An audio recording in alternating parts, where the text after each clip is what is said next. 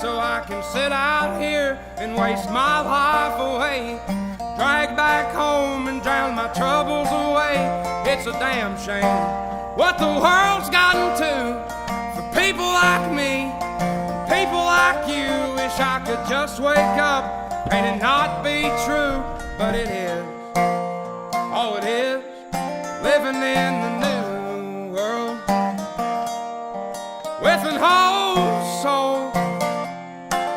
These rich men north of Richmond, Lord knows they all just wanna have total control. Wanna know what you think, wanna know what you do, and they don't think you know, but I know that you do. 'Cause your dollar ain't shit, and it's taxed to no end. 'Cause the rich men, north of Richmond.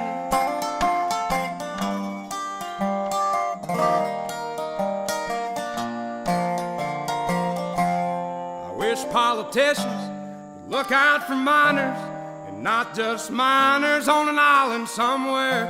Lord, we got folks in the street, ain't got nothing to eat, and the obese milking welfare. Well, God, if you're 5'3" and you're 300 pounds, taxes ought not to pay for your bags of fudge rounds. Young men are putting themselves 6 feet in the ground, 'cause all this damn country does is keep on kicking them down.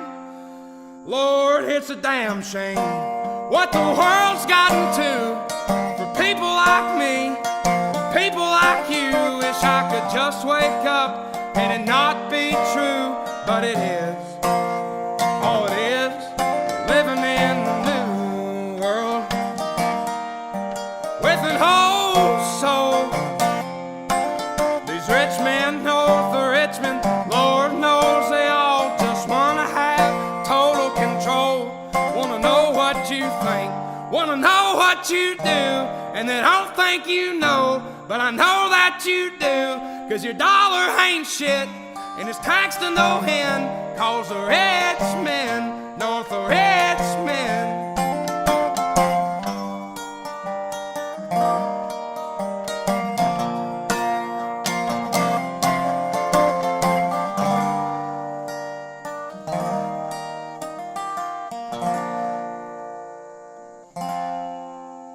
I've been selling my soul, working all day, overtime hours for bullshit pay.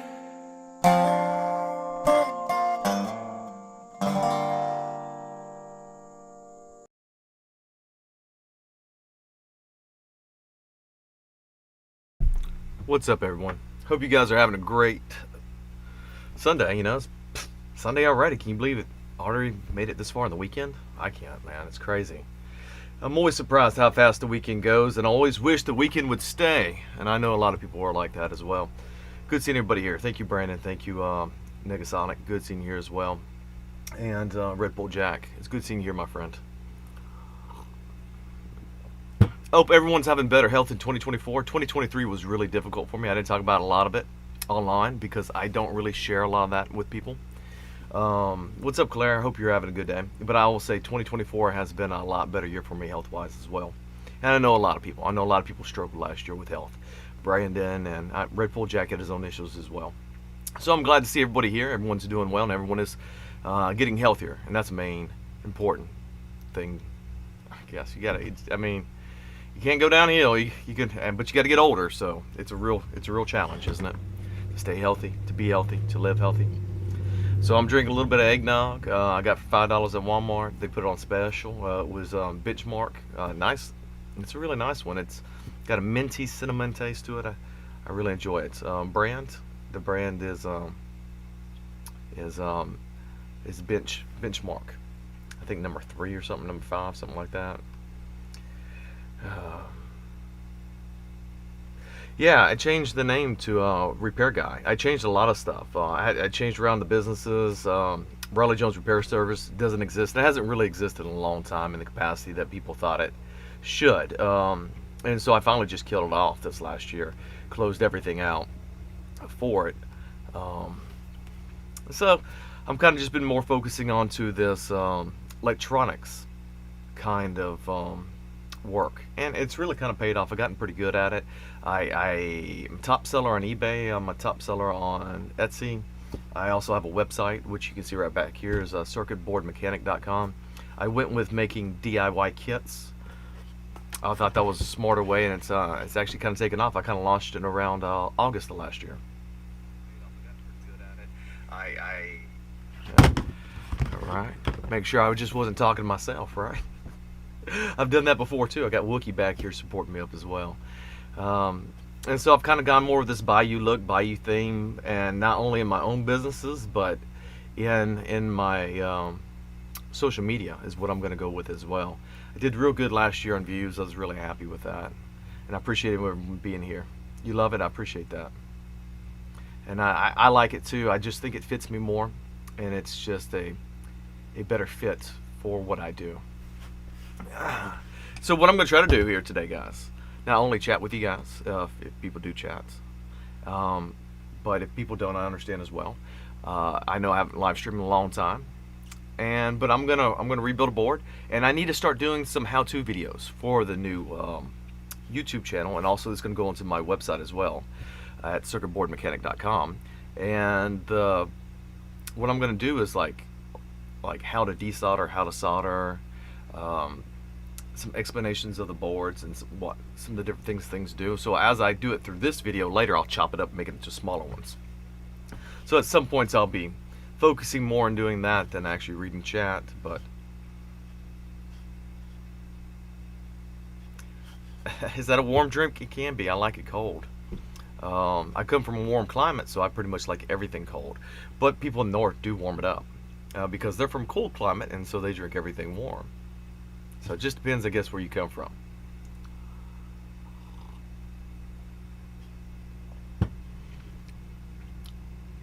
Do you offer DIY flipper kits? Oh yeah, you talking about those little hacking devices? Now I really kind of stay away from it. You know, my wheelhouse is commercial equipment and residential equipment, and that's what I have stuck with even through that website. Flipper's neat, right? Flipper's real neat. Don't get me wrong. It's a fascinating product to play with, but at the same time, these police, they're going crazy, man. I don't want to deal with them, so I try not to deal with anything that would cause them to want to do any kind of research or deal with me. I don't want to deal with anything that I may have to answer to the police about, and making hacking devices is one of those. The name change is an improvement. Well, thank you. Raleigh Repairs. Yeah, I like that too, and I've named it Raleigh. I've named it my name. I've named it all kinds of different things over the years. Thought it was a Christmas drink. It is a Christmas drink, and after Christmas they put it on sale for $5. Normally that's a $25 bottle of eggnog that I got for $5. Eggnog's not my favorite drink, but I like to have a little every once in a while, so I bought me one bottle. I'm gonna have me a glass full this afternoon. Really cut down a lot on alcohol. That's why I'm down to 165 pounds. And so I only probably drink maybe a 6-pack a week, maybe 10 beers a week. Very, very few.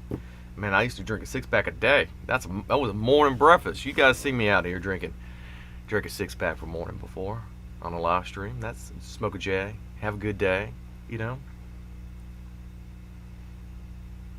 Who knows, right? You always did eggnog to room temperature. Oh, you just liked it at room temperature. Yeah. Like, you don't have to refrigerate the bottle. I mean, got so much damn alcohol in it. It would be fine out or in or hot or cold or whatever. Yeah, you can buy them on AliExpress downrange. If you want to get a flipper and build one, you get it on AliExpress. Actually, hold on a second. Somebody sent me one. One of my vendors over in China sent me something. I'll show you what they sent me, which is actually neater than a flipper. It's way more advanced than a flipper.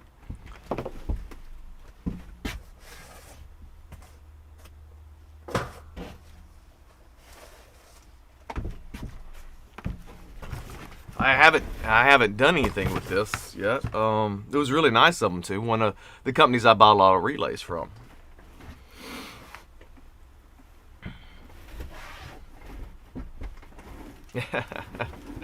Yeah, a lot of people have good memories of eggnog, don't they?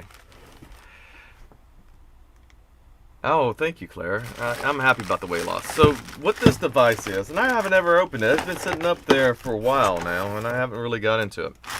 But this is the more advanced style of the flipper. You can buy them around about $300-400, depending on what model you want.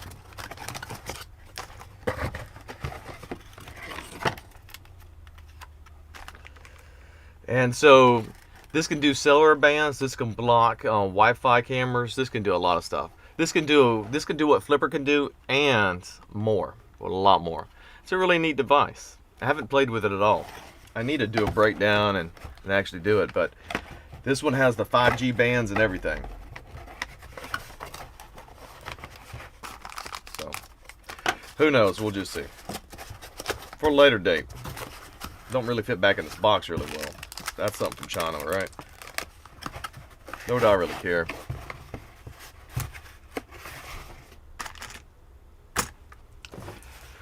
I'll get to it one day. I'm not really big into hacking. Seems silly to me. Seems like a lot of time spent on something that I can't make money with. And I think sometimes Lisa even tells me I focus too much on making money. What's its purpose? What's its purpose? Whatever you want it to do. If you want to get inside of a software on, I don't know, a digital ad screen, or if you wanted to shut down Wi-Fi cameras because you wanted to move through a location stealthily, you could do it with these type of products. To me, they don't have a practical use other than fun and just doing tricks with them. Outside, if you wanted to rob somebody's house that had Wi-Fi cameras and you want to shut down their security system and their camera system, you could. You could shut down the Ring doorbell. You could shut down their Wi-Fi cams, even the 5G ones using that.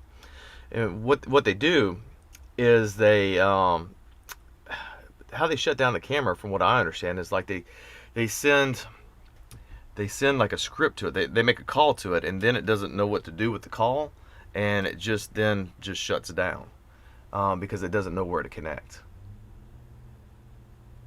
Ah, right, Claire. Yeah, it intercepts the Wi-Fi signal. It's more like it attacks their receiver. So Wi-Fi cameras can send and receive, right?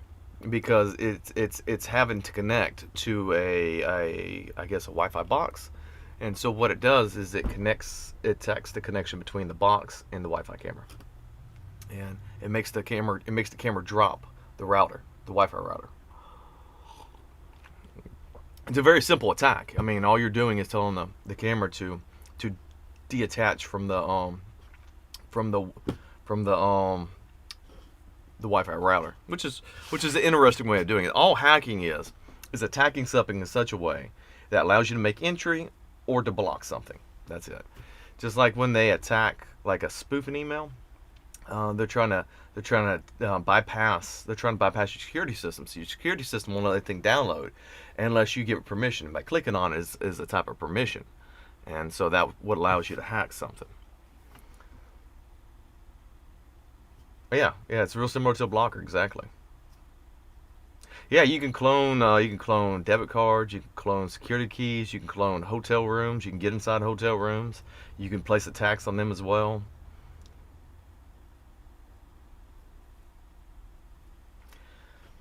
A lot of stuff going on with Bitcoin too. So you guys talking about that a little bit in chat.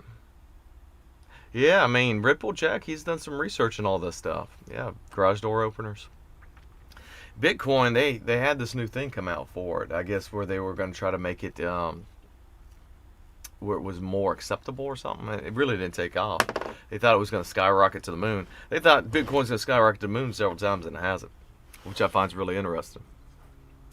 What we're going to look at first of all is going to be this board right here. This refrigerator board, very common, just Whirlpool board. This one's not very old. This is actually a 2022 board, already failed. So what that tells me is that most likely that this board's probably not bad, that they misdiagnosed it, and they had to go back and sell this on eBay, because this is where I bought this board. So typically I could buy these boards for about 20 bucks. 99% of the time there's nothing wrong with them, so I just rebuild them anyway, because what people do is they diagnose the problem wrong and they stick a board on when they really had a refrigerant leak, but they thought it wasn't cooling because the board was bad, but it's not cooling because it's leaking Freon. That's usually what happens. Compressor goes bad, but the compressor's still running. but it's not pumping. We see that a lot too. We see that a whole lot with these boards. And where it's more of the time, it's the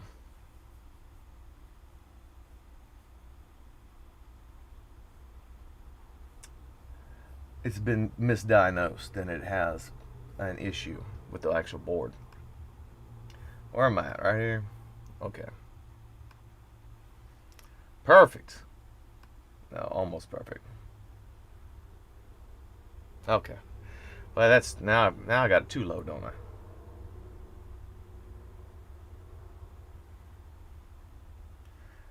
Well, I'm gonna have to pick it up a different way.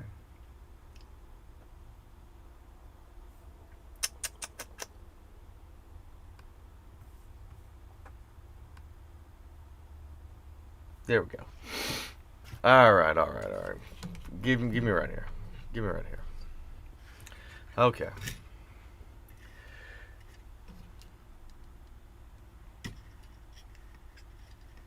Why are we not focusing? Excuse me for 1 second, people. Let me get this word autofocus for me.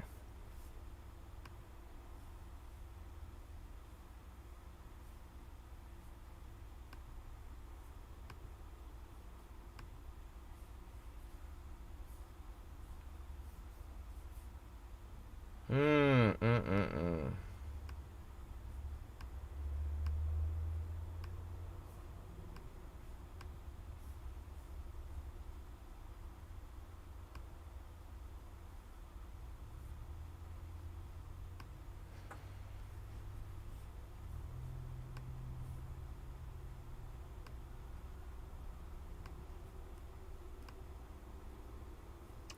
Nope. Then how am I going to get you to focus if you're not focused right? Give me a second. I'll figure this out.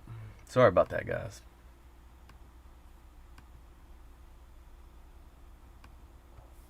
Let's do this. Let's do it like this. Then I can do it this way. We can actually, let me jump out of here, and I'm gonna bring it up a different way.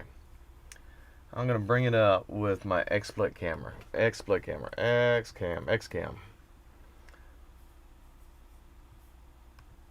Well, that just didn't want to pull that up either. I am failing. I could do it this way. Let's see her. There we go.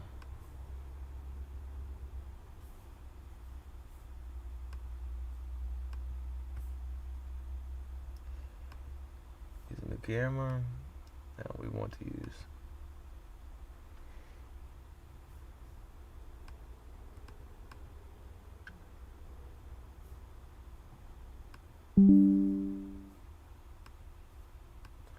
Okay, let's remove that, exit. Okay, now let's bring it back up again.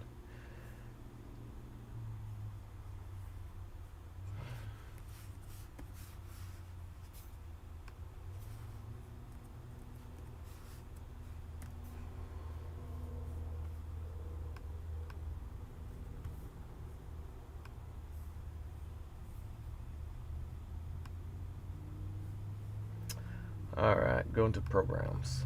I can pull it out that way.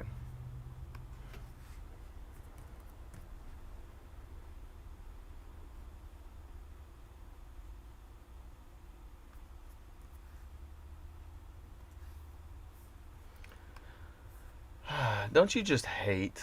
I just hate Windows sometimes.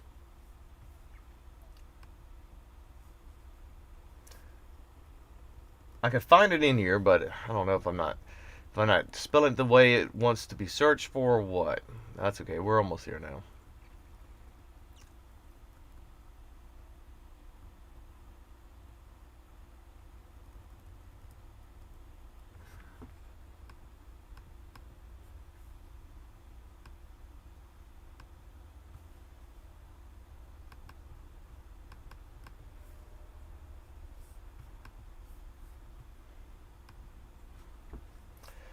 X.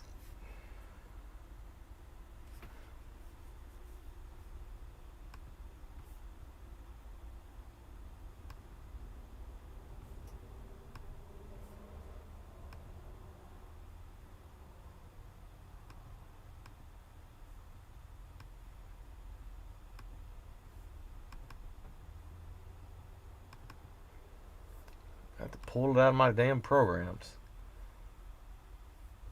Okay, good. Export. There we go.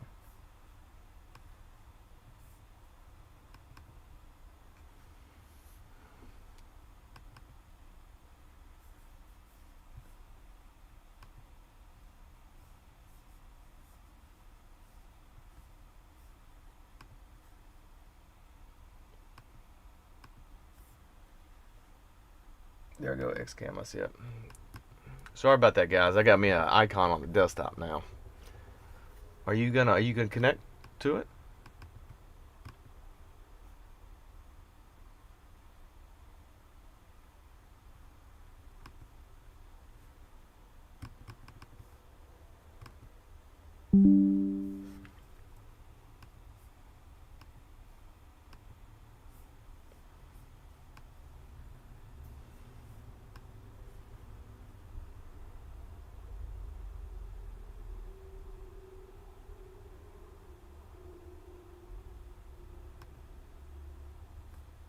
There we go. Okay. Now we got some autofocus in. Sorry about that. I know that took me a little time, guys. I apologize for that. It's made in China. I know all this shit's made in China. Yeah. The board, I don't know where the board's made. It is made in China. Look at there. You're 100% right.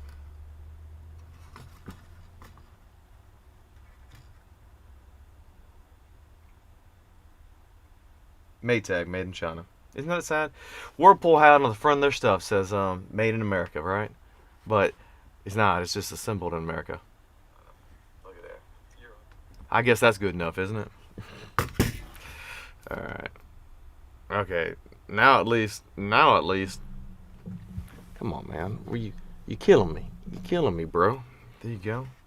Okay. Now we got some autofocus in here. Thank goodness. Let's get into desoldering. As you know, we can desolder the old way. And you know how I feel about unsoldering something the old way. We're gonna try it on.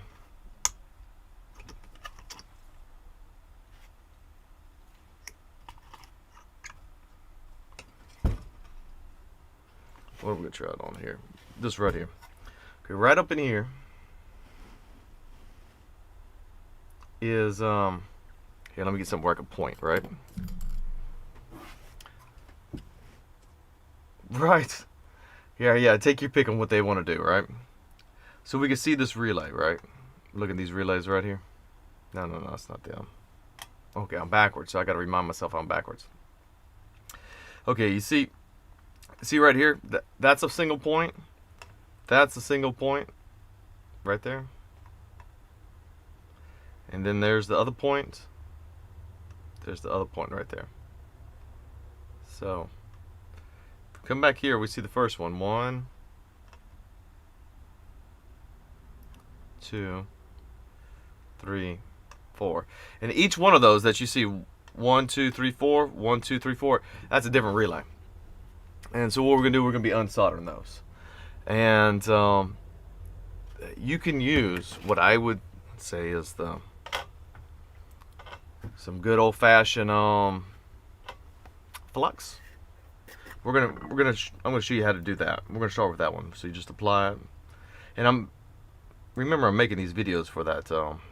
I know a lot of you guys already know how to do this, but I'm making them for that how-to for the new YouTube channel to go onto the website. So you just apply it to each one quite thoroughly, just like that. You want to get a tip that has a little bit that's not thin exactly. It's not small. It's not a fine tip, but it's not super wide either. It's about as wide as your soldering. And you want to make sure your tip's clean. I'm set it to 440. Give you an idea of what I'm using here. There you are. Get a little warm. Typically what I will do to prime up, well, that just landed on the floor. To prime it up is I'll put a little bit on the tip, and then I'll clean my tip. And you'll notice how nice and shiny it looks now, if you can see it or not. I'm not sure. You probably can't. That's okay. Get your braided copper. And the original technique people have used over the years, using braided copper. That's right, I give no flux. It's real simple. It's just a pull technique. And sometimes, I'm going to be honest with you, what really helps is to get a little bit of this solder and just this low melt, because we don't know what the melting point of each one of these are, and just add a little extra to it. And just kind of blend that in with what they already have. And what that allows you to do is now know your melting point of your solder. Just lay that on there. You want to put it on there, and as you can see, it's already soaked up what was on my tip. And that's great. You want that to occur. And what you want to do is you want to touch the soldering iron, and it will pull right off. And you're using the flux. You just pull it like that. You see how that guy came nice and clean, just like that. Let's see where I'm at. Yeah, that one right there. That's where I was at. We'll do another one. And having a little bit of solder on your wick already really helps out. And see, I'm touching it, and we're going to see that kind of get melty. And when that gets melty, you start to pull, and it'll pull the whole thing right off of there. Just like that. And that's how you do it. And that's 2 of them clear and clean. I'm going to show you how I do it now. This is how I learned when I came back to this after all these years. This is the best way to learn, right? Is doing just an old school way of just the pull technique. It's a little harder on the board because the board gets a little hotter, as you can see, but you can still clean holes really nicely doing this technique. And my thought is, unless you know how to do it old school, okay, and then you really don't need to like learn the newer ways without knowing the foundation. This is the foundation. If you got a little one that kind of sticks on a little bit, there you go. And boom, it's off of there. Now, I'm going to show you a little bit different way than using the braided technique. And because now, see, that whole board's sticky, right? The whole board's sticky. And you got to clean that board up now. And you have to do that with alcohol. Alcohol is the easiest thing to do that with. I'm trying to see where my Q-tips are. I had a couple laying out here because I know I'd be using a little bit. Get a little bit of 99% alcohol, and we'll clean that up real quick. Get that off the board so I don't have to contend with it. And we did pretty good. And we're going to see how the difference between the old technique and the new technique works. See all that garbage on that thing.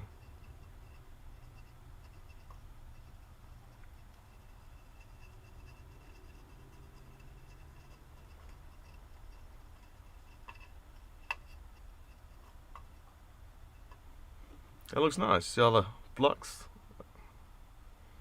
Nasty. Nasty old stuff. And we're going to kind of talk about also how to tell if a relay is good or bad. You know, how do we know if the relay is good or bad once we got it off the board? Well, I can tell you how. We'll go through that. Okay, that board's nice and clean. Doesn't really feel sticky. I got a spot or two on there still, probably a little bit. But the new technique we're going to use is using one of these guys. This has improved my game. When I really started having boards to do, like people were sitting boards in, and I'm having to get boards out, and I got local people wanting me to do boards. This is how you should do it, is with one of these guys. I'll let you see the one I have.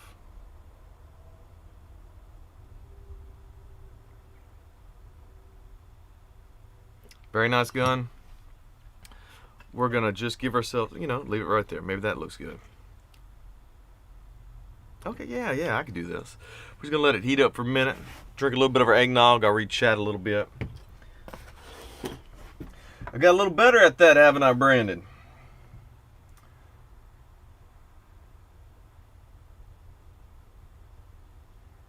"100%, Claire. You're right about that."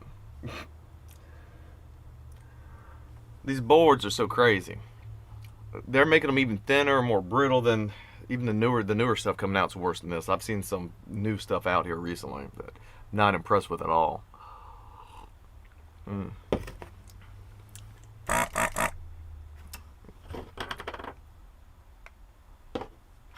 Alright, we should be good to go. So what we're going to do is we're just going to stick that on there like that.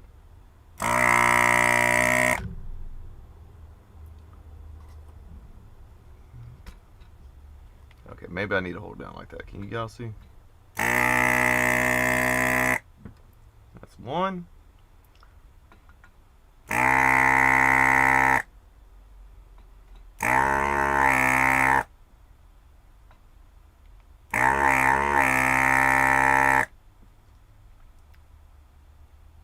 Here's the last one. And every once in a while you get them where they didn't want to pull all the way through, so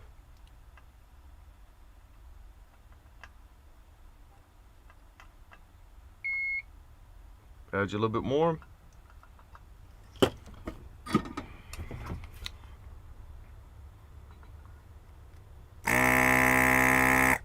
Oh yeah, nice and clean.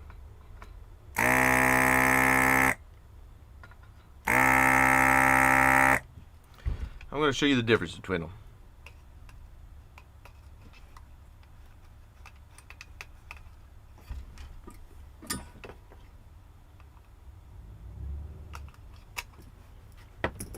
A little extra in that one, didn't we?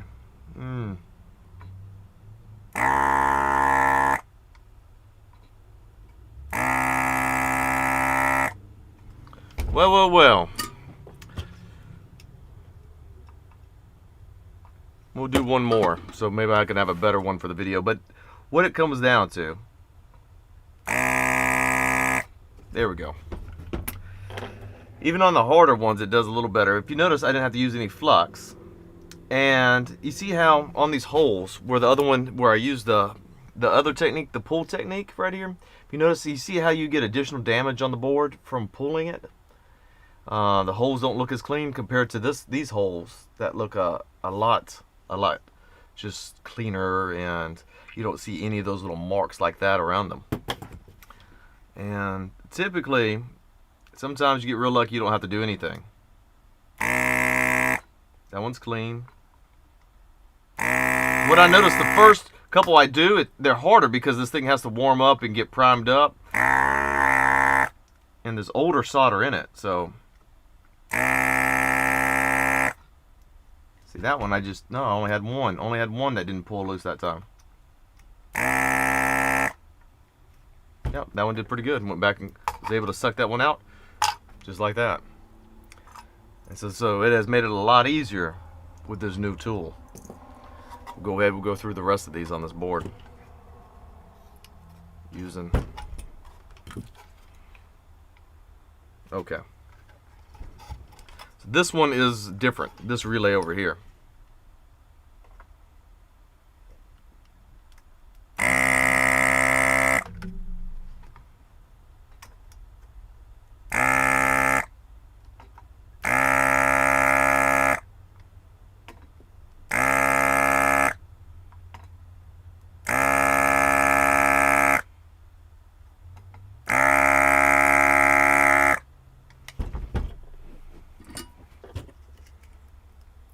And one of them gives you a challenge, just add a little bit more solder to it again.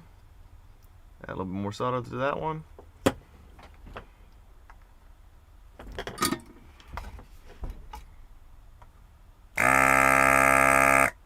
Oh, nice and clean. And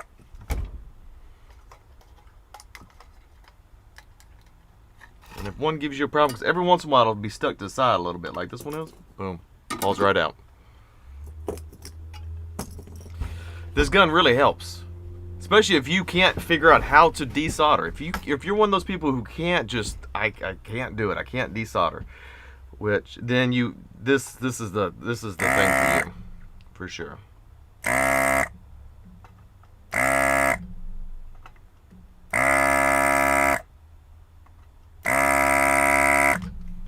So we still got two more, and you'll get some that are like, I go on some boards and I don't have to melt in any solder whatsoever. Then sometimes you got to melt a little solder in here and there.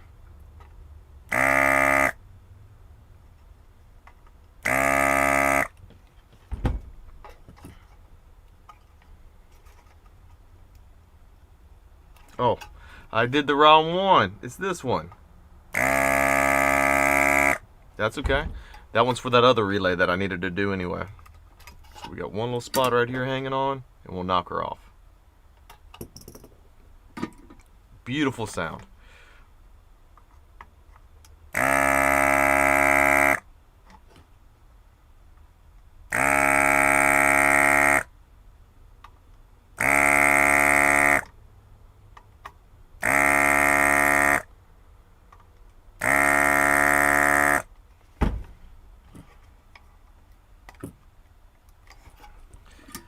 And sometimes they'll still be holding on, and just move them. Especially some of these bigger ones. Then if they still don't want to move the relays, then you're probably going to have to use a hot air gun because they're attached with some glue. And this one is not attached with glue, it's just that you still, on some of these bigger relays. So typically what you have to do is you can't get them off. I got that top free, then just melt some more solder on them and resuck them, because you're bound somewhere.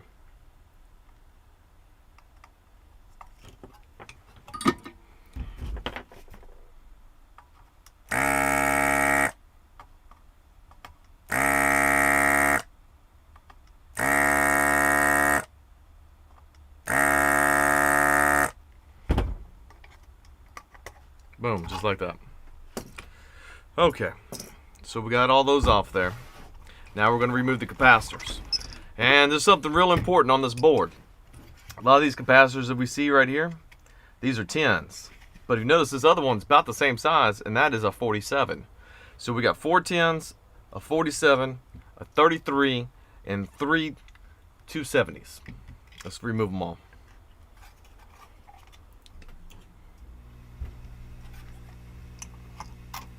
This board will go for sale on our eBay page, of course,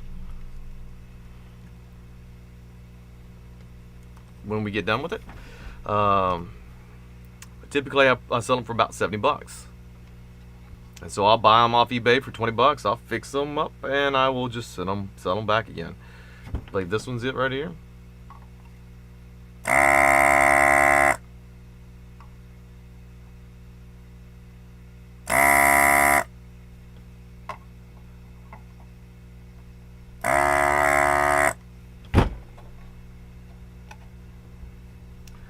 Okay, and that one, is there a plus and minus? Yes, there's a plus and minus on this board. If there's not plus and minuses, then you have to, mark them. It's important to mark them if there's not one. You'll need to know what direction they go, because capacitors only go one direction.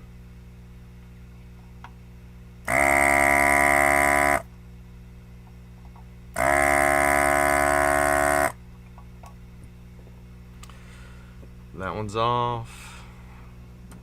Where are we next? Where are we next? Right here. I'll stop here a minute and take a break. Oh, okay, so it is this one right here.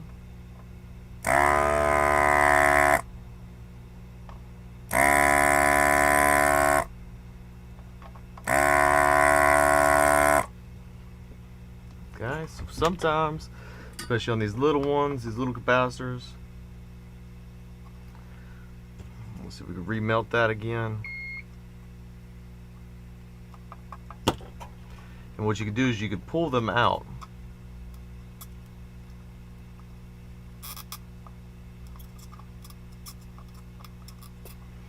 Well, we just made a mess of that little hole, didn't we?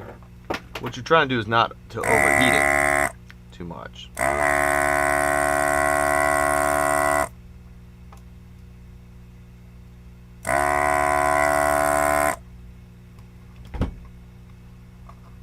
Boom.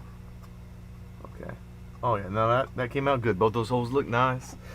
They don't look damaged in any way. Yeah, see, they look pretty good right there. It's not bad at all. Where does the board go on? The board goes on to a refrigerator, a Whirlpool refrigerator, Cassie.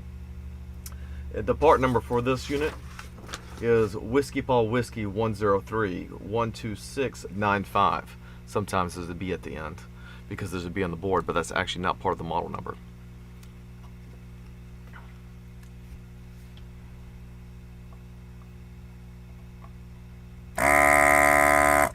I do a little shake too, that kind of helps sometimes.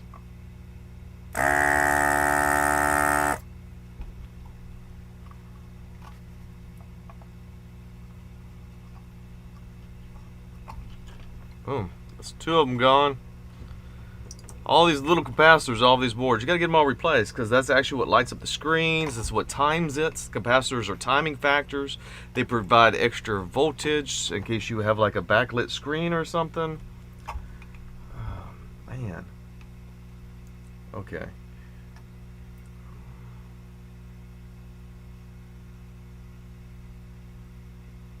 Yeah, I'm thinking this is it right here.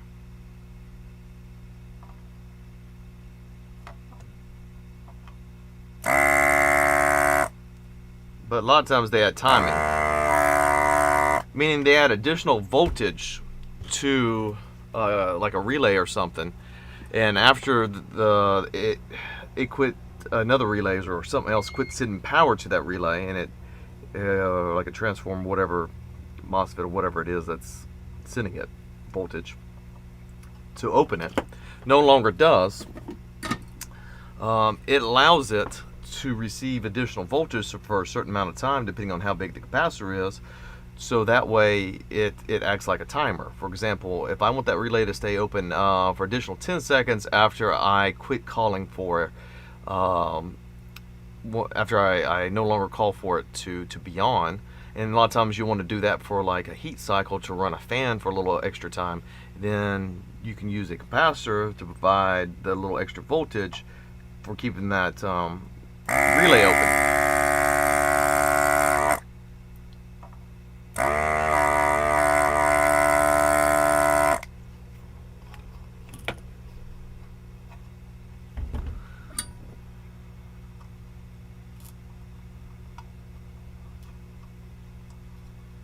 So sometimes they just don't want to come out. I'm just going to remove them with my iron. That one's removed.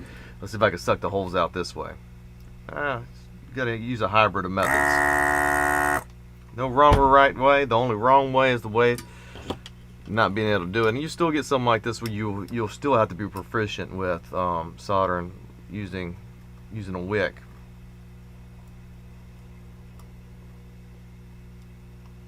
See, you still wick them out some. Getting in there where you can actually see what I'm doing. Okay, yeah, so you go. Boom. Sometimes you still have to use a wick. Let's clean that up. But you see how dirty the wick makes it. Look how dirty the board gets from using a wick. The wick has a little bit of flux in it.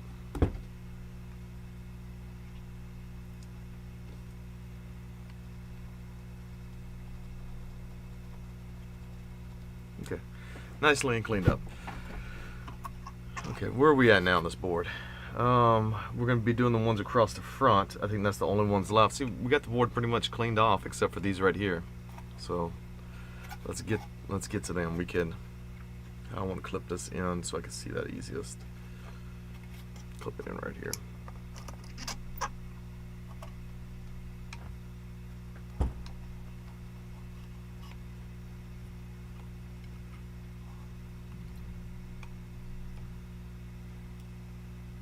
Perfect. Okay.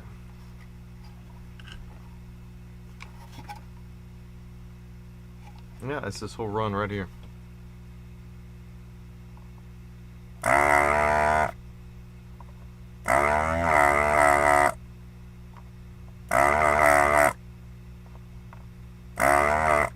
Well, that all went like shit.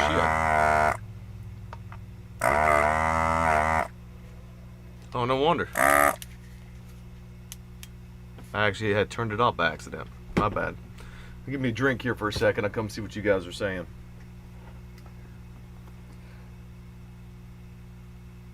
Right. Pay attention. You'll know how to rebuild a board. 100%. I appreciate you guys being here chatting. I'm sorry, Cass. I didn't know you didn't have a wrench. Here, and I had you as moderator. And yeah, that's right, Brandon. You gotta have a nice little clean hole. Alright. Now, well, hey shit. I didn't pull some of the solder out. It was still hot a little bit. We'll just grease them up real quick with some fresh solder.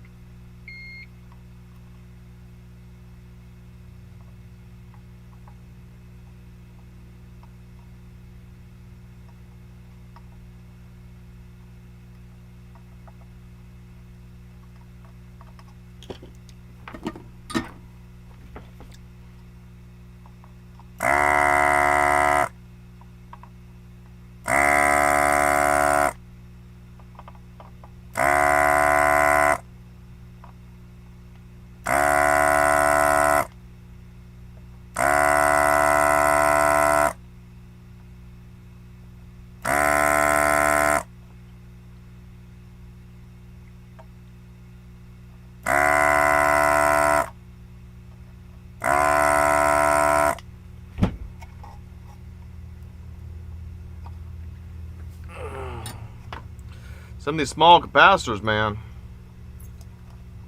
they're hard to get out. So let me just plop that one out using my iron. But it's sometimes it can help you get it out, but sometimes you still can't. I'm gonna have to go through there and refloat those one more time on that larger side. Excuse me, on the smaller side. I said larger than that. Just do them all.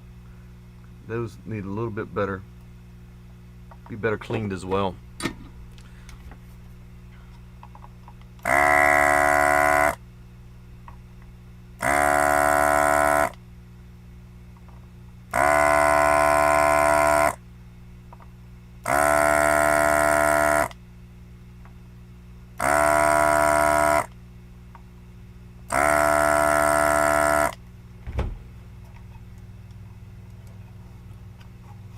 Alright, let's see if I can flip them out by heating them like this. Oh yeah, that one.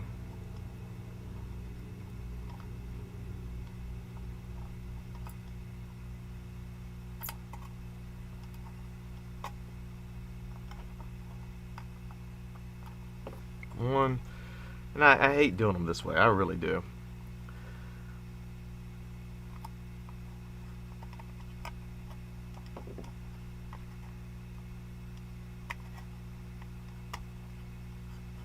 There you go. But the important part is that you don't damage the board anyway. And as we see, the board looks to be in great condition. We got one right here we need to apply the old braided copper to. Find you a spot that has a good bit of flux already on it, flux and solder already on it. You can so cut that hole clean so you can get this one now. Boom, done. And as you can see,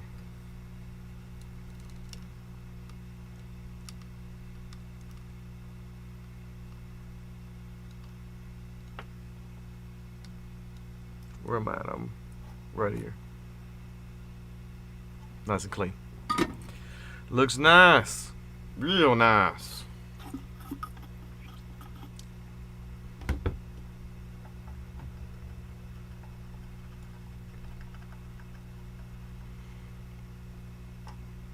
All right, so we got a fully clean board.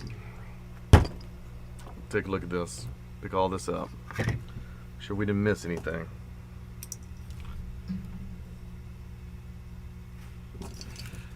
See what we replaced here. We go ahead and turn that off. We don't need to use that anymore. Everything's desoldered. You can see everything we took off that board.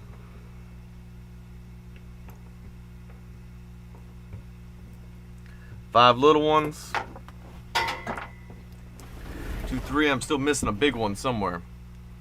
That big 33. Hell, I don't know where that relay just went. Pick that up. So now we got to put on some new ones, right? Solder on some new ones. Everything's pretty much cleaned already.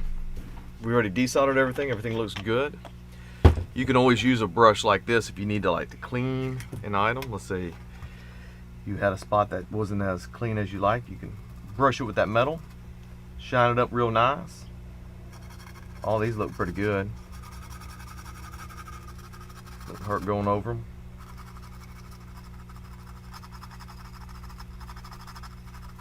Shine them up any which way you can. These all look pretty good. They all look nice and shiny anyway. I don't know how much work we need to do on them. The main part is you don't want to overheat the board.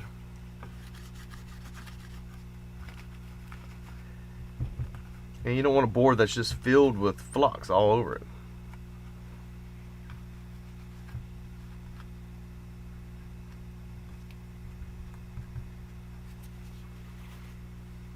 Alright.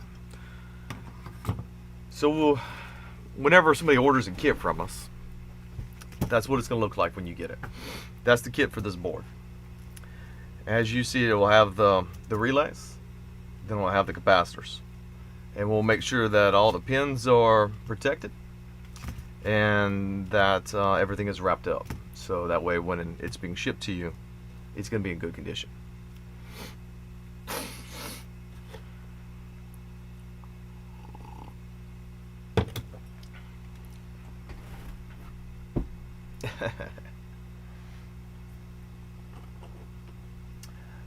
Cassie says, I replaced the capacitor on my aunt's flat screen.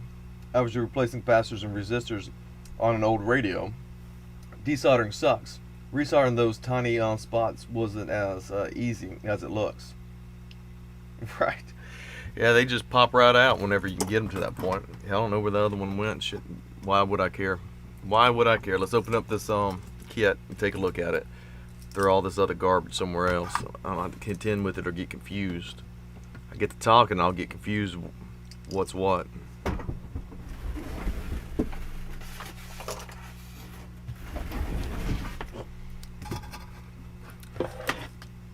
And we got to make a kit. I'm going to show you how I store my stuff and different things.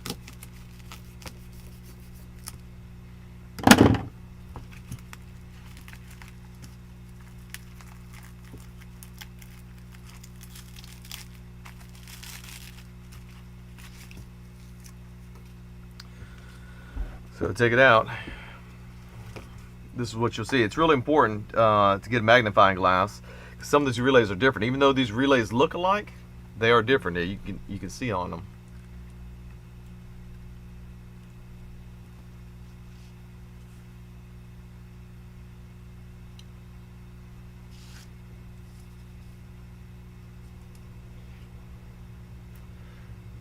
You look on these relays. Even though they look very, very similar. See that one? That's a 1A4. As you can see right here, that's a 1-4. Every number is the same, except you notice that's a 1A4. What's the difference between a 4 and a 1A4 in a kit? I'll show you.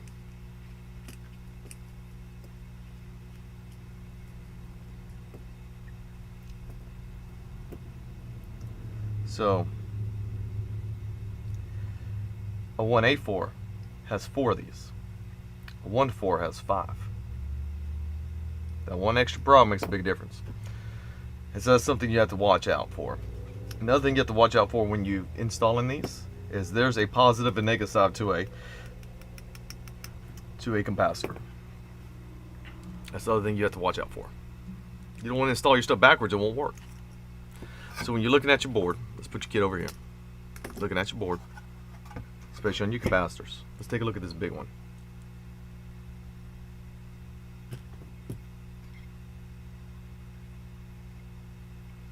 You see that right there? That's a plus.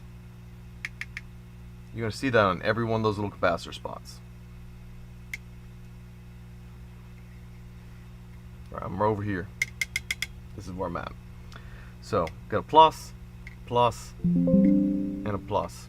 Battery's running low. Excuse me for 1 second.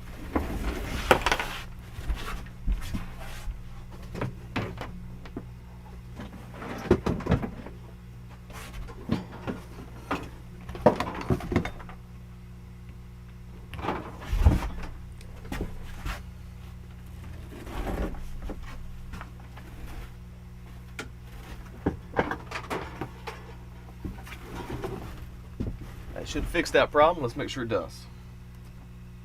Okay. Alright, that took care of that problem. Alright, amazing what a charger does.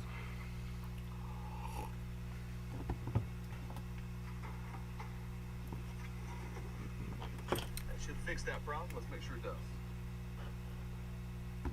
How's the fish? Fish doing pretty good. They're outside, they're frozen. It's pretty cold here in Louisiana. We normally don't get cold like this, but the last 3 years have been brutal. They're underwater, they're under ice. Like the Titanic, right? Alright. I don't use flux when I go to put these back on.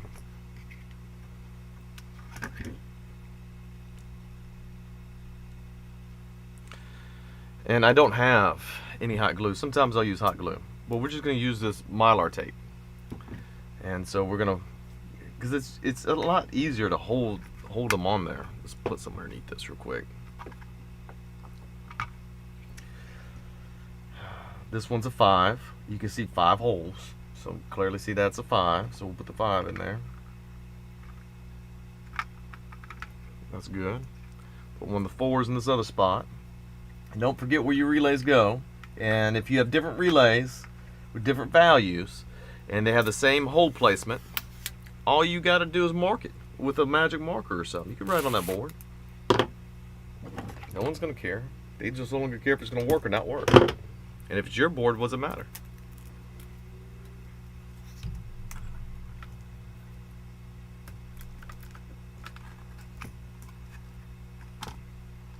Use a little Mylar tape, put it on there, and hold them on. Boom, just like that.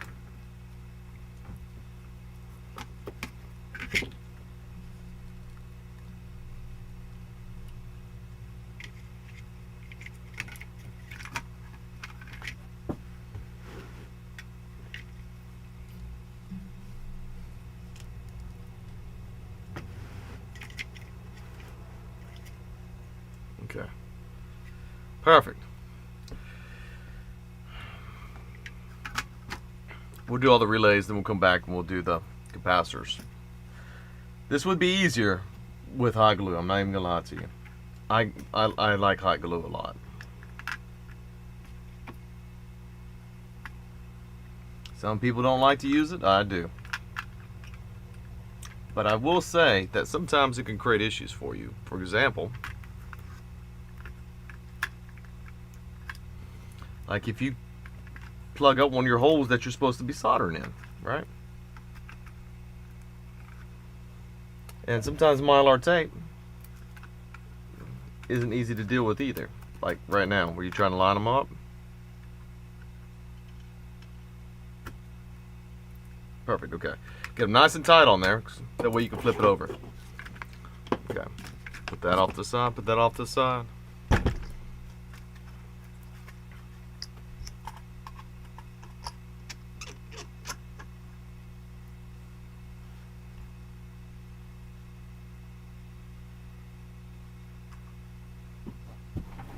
Okay. We're going to start with these holes. You see the Mylar tape going through it. This is the bigger relay. Typically what you want to do is you want to get your flux, you want to dip it in there a little bit like that. That's my go-to. Get in there, clean your tip so your tip looks nice. You see I had that little bit of silver around that tip. You see how that tip looks kind of shiny a little bit? I'm using tin. I'm not using lead. I don't like to use lead. And what you want to do is you want to just approach some and put some right there on the tip. See how it melts? We know it melts good. There's some on there. And then we're going to hold this to one side and we're going to touch this to the other to solder it on. Boom, done. And just use that technique the whole way.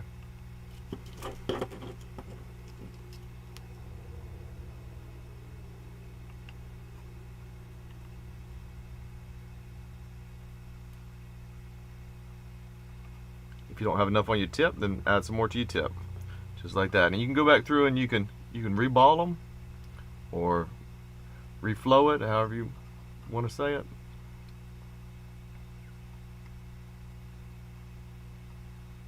Just like that. That one's done. Go to this next one.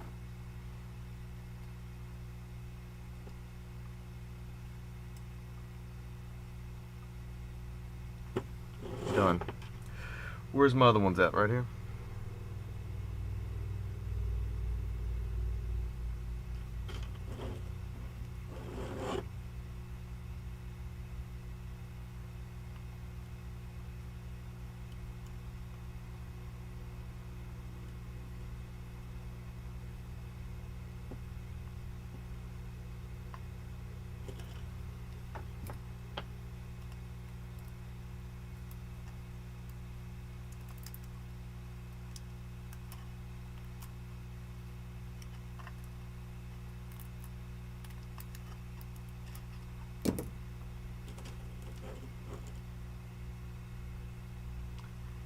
go ahead and do this bottom one, get it tacked on, just in case that Mylar tape falls off. Everything's tacked on.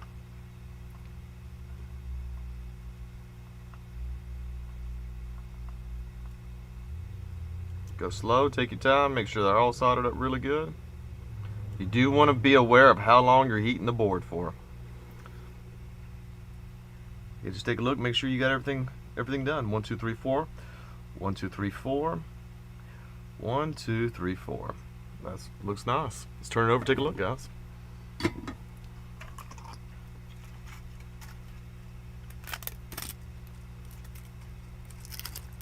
Take our Mylar tape off. Ooh, well, that one didn't get soldered on at all. We totally missed one. That's okay.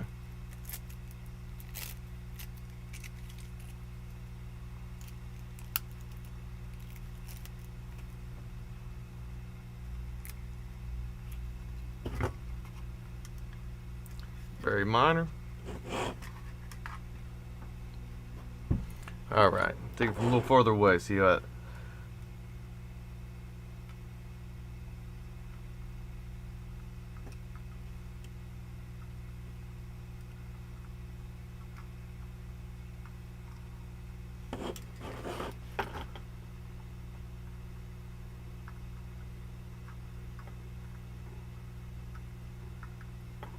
Perfect. Pull it off.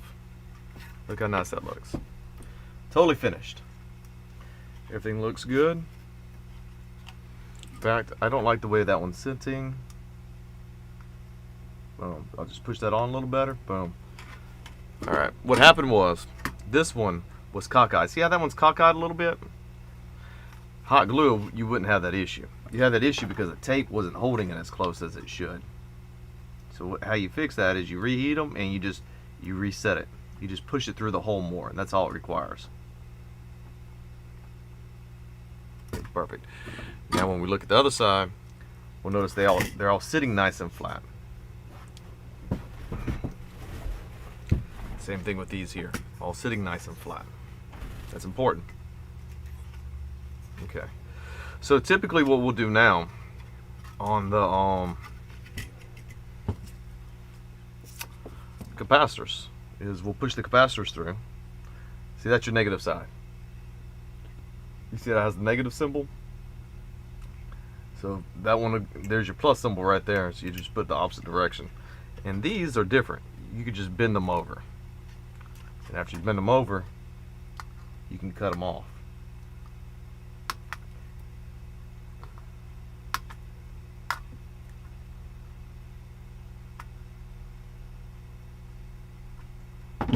They'll stay on just fine. And so we'll put on a number of these. Let's put on all the big ones. We'll do one side because this has 5 right here and it had 4 right here. So we'll do all the big ones first. And as you can see, look here. See, I have a hole that's plugged out right there. I don't know if you can see that or not. Here. You can see it now. That almost does not have enough solder for me to get that out, so I want to add a little bit more solder to it.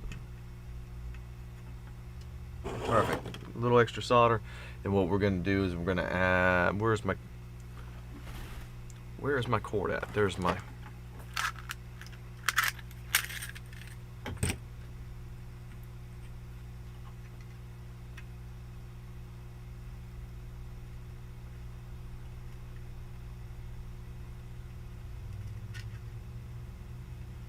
I could keep it on there.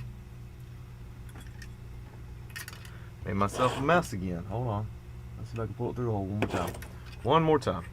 I think I may have to go from the bottom side.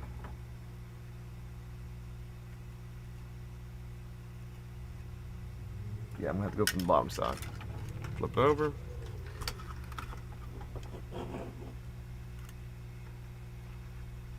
Get this one right here. Don't get frustrated, just work on it.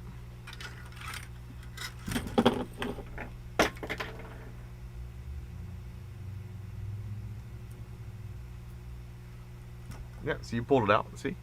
That's nice and pulled out now. And you don't have damage to that board.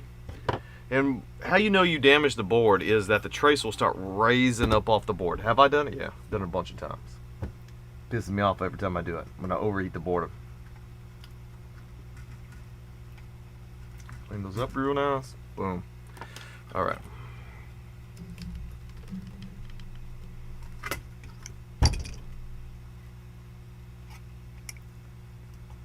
We've got a little bit of nastiness on the board, as you can see.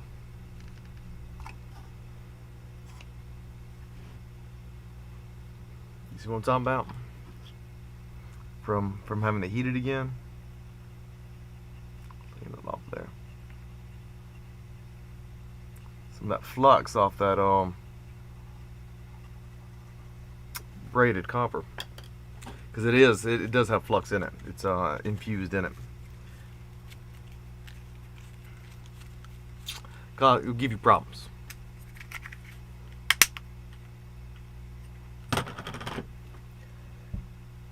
You like to solder copper jewelry? Oh, you use copper sulfate to cover the solder joints. Oh, pretty cool. I never soldered jewelry. Do you retire often? I don't know. All right, where are we at here? Here's my other one. All right, so just put the capacitors back on. Remember, your pluses are up here. You see them right there? Right there. Boom. Right there at the top. So make sure they go the right direction.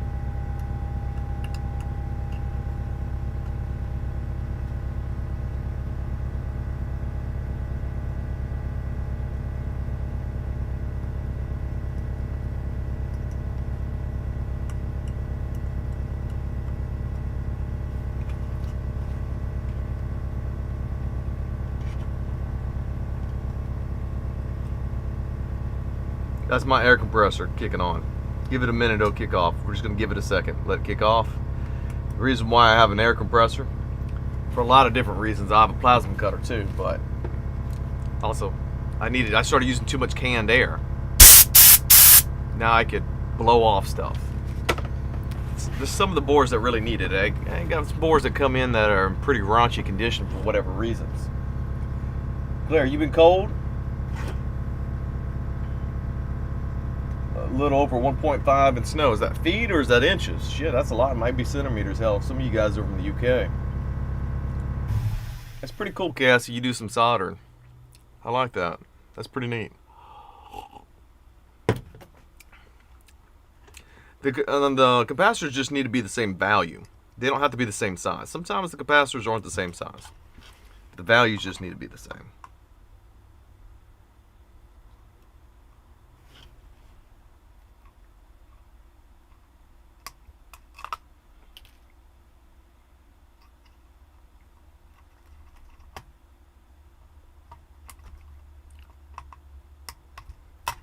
The main reason for clipping them is sometimes when you go to solder them, if they're not clipped right, they will want it, the solder wants to travel up it, and it just makes it more difficult. So making there less material to solder just makes it easier to solder. Just like that. All right. Oh shit, I didn't catch any of that me cutting it. That's okay. That's okay. No biggie. Let's make sure I get everything lined up this time. All right, here we go. We do some more soldering. First thing, remember, get your nice clean iron. And as you can see, I don't know if you can see it or not, but it's just a really, here, let me move it right here. We could maybe tell. You can see how shiny. Oh, you can see how shiny it is right there. I have it really, really bright tin color.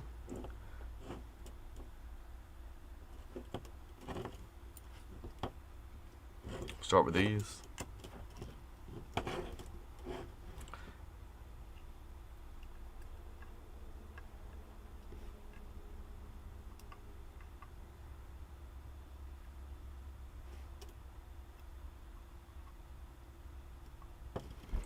Boom, done. And you can go back through and you can reclip them even shorter.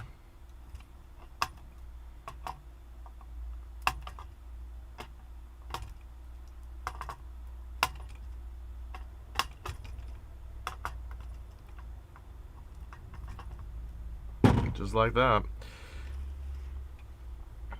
And let's get this other one done.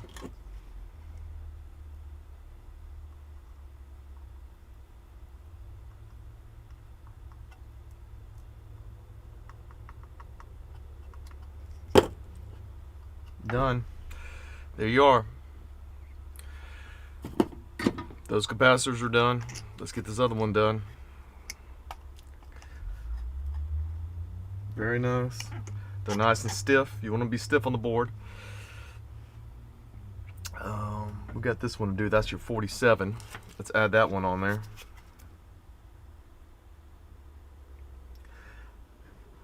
You can see that right there towards that MOSFET is the it's hard to see it because this capacitor, it's focusing in on that capacitor. Let's see if I can. Okay, you can see it now. So you can see that there's the symbol right there. So you know which way it goes.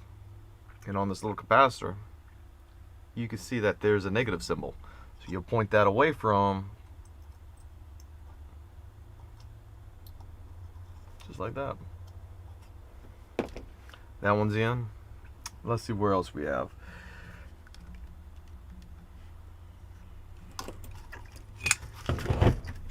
Where else do we have these at, people? We have that one. Got to go around and find them on the board, don't we?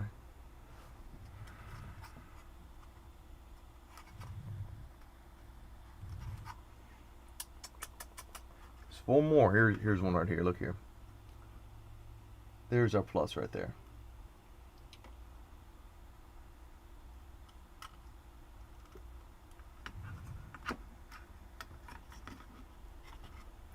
There's one.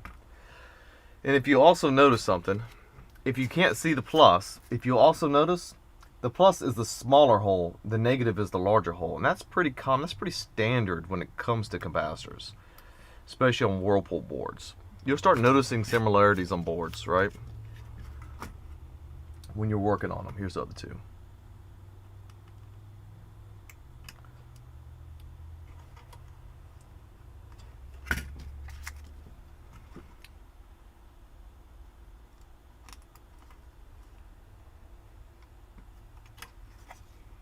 Now, since these are smaller, we aren't going to trim them till we're done.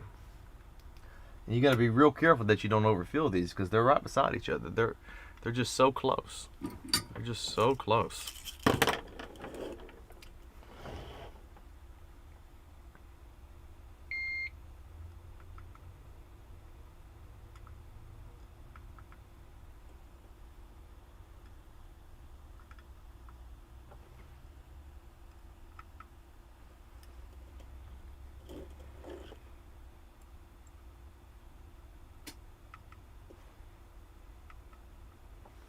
And sometimes you got to reflow them because you got to make sure you touch them long enough to melt down into the hole. So you see me kind of tapping it. And what I'm doing when I'm tapping it is every time that I tap it, it pretty much reflows it, then it's going solid again, then it reflows it again. I'm just reflowing it a few times.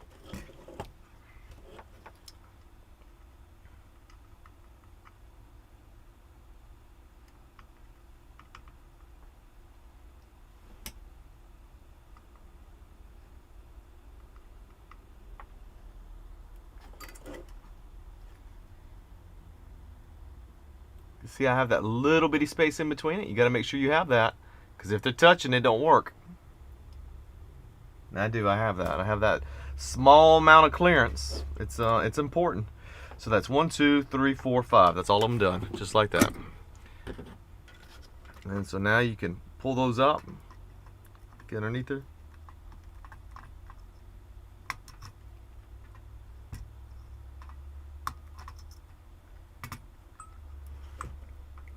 It is annoying having all these Little bitty clipped ends everywhere.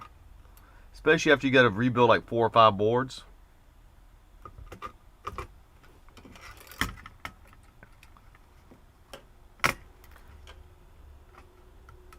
And you know, anybody out there, especially that I know I've known for a long time, if you got a board, send it to me.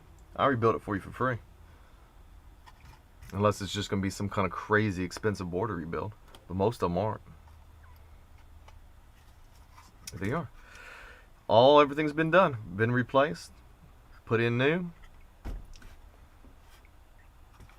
A nicely rebuilt board. Done just like that, guys. Damn straight I like to tap it. What's up, chicken? How you doing? Well, thank you. I appreciate that. That's very kind of you to say that, chicken. I don't know how to say your last name. Franklin. How's that? We'll call you Franklin. You have some liquid paste solder? Oh, you really like it for small ones? Yeah, it's pretty cool. There's a lot of different types of epoxies, and JB Weld is a epoxy metal. There's a lot of good epoxy metals out there that have been around for years and years and years. Incorporate epoxies and metals together. You can even use a lot of them on some areas that are really hot. I think I'm going to try to do some more live streams. I want to do more of these. Not bad for a $50 increase in the value that quick, right? Right. So I bet what I have in this is $30. I'll sell it for $70. I'll make, after eBay and everything, I'll make 25 probably bucks on it. It's why I do these, period. The reason why, because that's really not much money, but the reason why I do these, period, is so that way I can get the board layout. The board layout to me is much more important. In fact, this one, I'm not happy with this one at all, because you see how that one is not exactly straight. Let's just knock that one back off and put it back on again. I'll be happy. I wouldn't want to receive that board like that.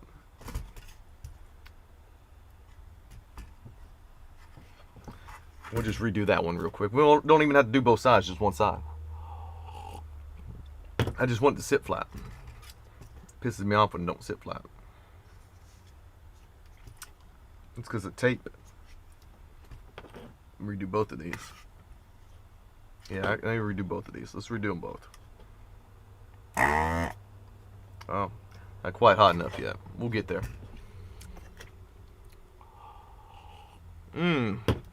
This eggnog's beautiful, guys. It's been really good.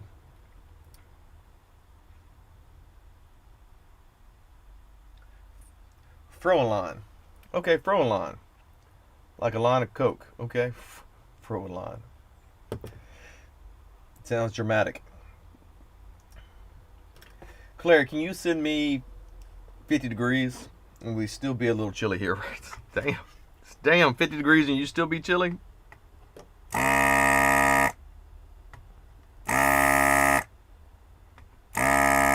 That one's sitting flat. Damn, that one's set clean. Okay. Now what I'll do is, I gotta be ambidextrous because I don't have my hot glue. If I had my hot glue, this wouldn't have sat like this. And I kind of pissed myself off. It's like, man, you let yourself run out of hot glue, Riley. So what you can do is you can set that down like that. Hold your relays with your other finger. There you go. Get you some solder on that thing. And you just want to tack it. Tack it like that. Just like that. Tack this one. As soon as you tack them, then you can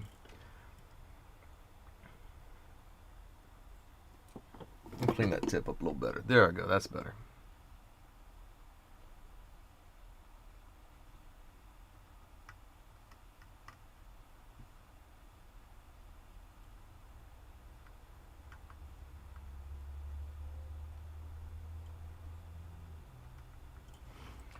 Boom, done. And now they sit nice. Damn, did they? Did they really? Did you put them on there fucking poorly twice. How am I doing that? How am I not getting that fucker's level? I think sometimes I'm just a little bit of a perfectionist. Okay, right there. Right there. That's level. Hold it there, Riley, and put it on there fucking right this time.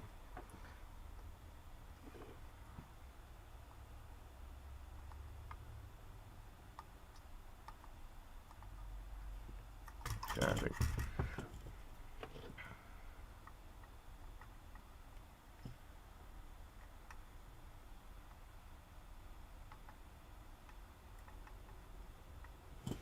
Perfect. That's a lot nicer. A little bit of a perfectionist, but sometimes you need to be. I get a close inspection of everything. 1, 2, 3, 4. 1, 2, 3, 4. 4. That one looks good. Oh, that looks good. All those look good. 1. There. Looks nice. This looks real nice. All right, that'll go on eBay. Hell yeah, that'll go on eBay. Hey, we gotta make something. We got some purchases out there. We gotta make a kit up for. Right, I need to get my shit together, man. I'm trying to pay attention to doing this. I can't even get the relay on there straight. What the fuck's wrong with me?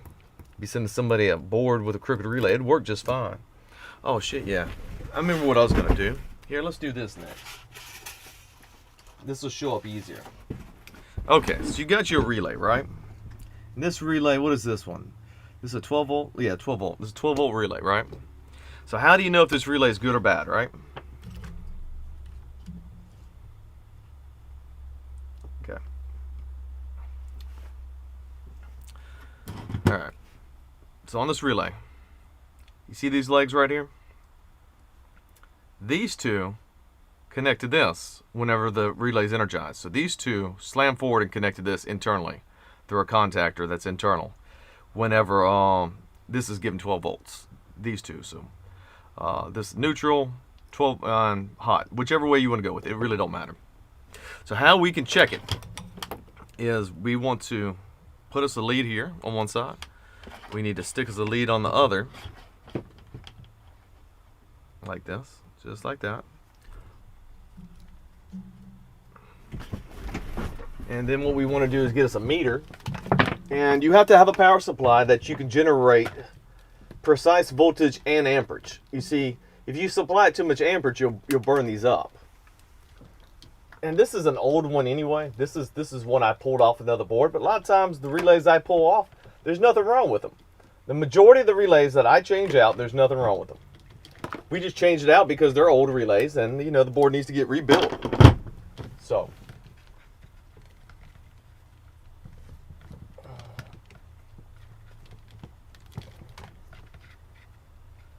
let's see here. Okay. So what we're going to do is we're going to place some alligator clips on this other side. Right there, one onto that side and one to the other side of it.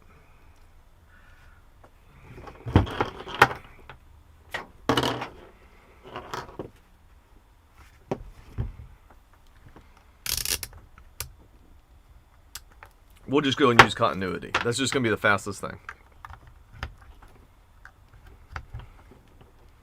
Which is going to read out ohms for us, basically. Okay.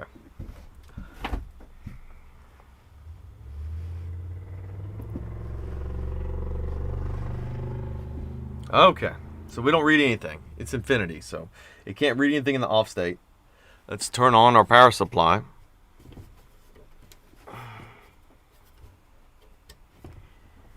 Here we go.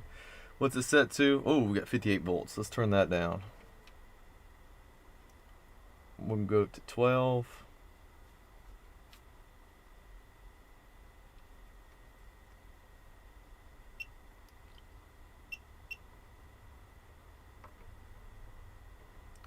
We'll go at half an amp. We'll go to 1 amp max. I'm setting it up so that way I don't overload this relay and burn it up. We'll go 13 volt max.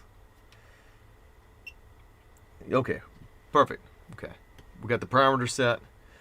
We'll turn it on, and you'll hear the click, and you'll see this actually. It should show a reading in amps.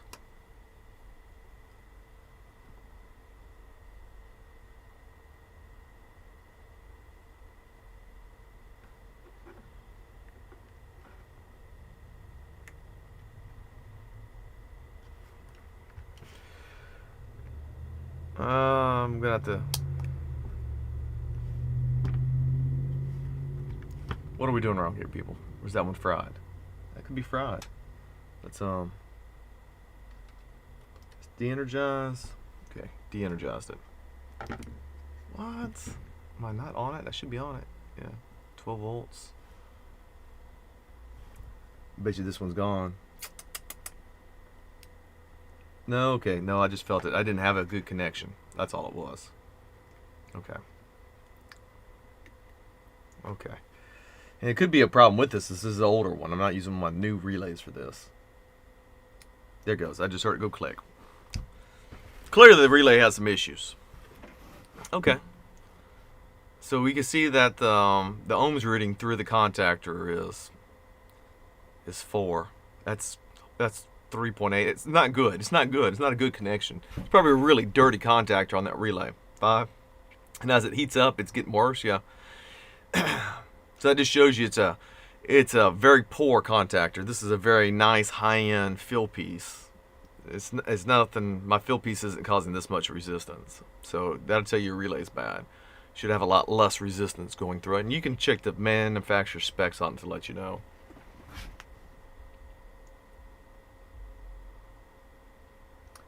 Amperage and temps. Let's see what it said was. What temperature I'm using? I'm using 440. 440. I believe that's Celsius. So it's quite hot. No, that's Fahrenheit. That's 440 Fahrenheit. That is Fahrenheit. Excuse me. The solder I'm using is 280. It's 280 low melt solder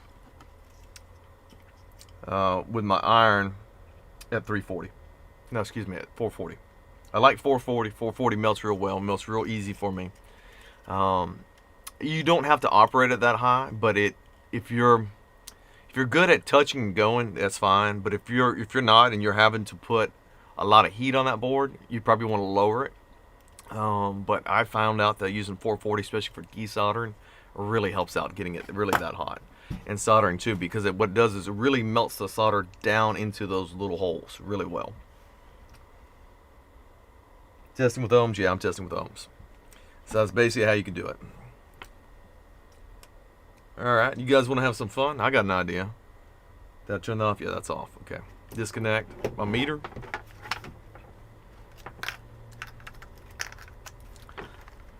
Let's do something else with this power supply. That's a lot of fun. You guys want to see what the power supply looks like? It's this little guy right here.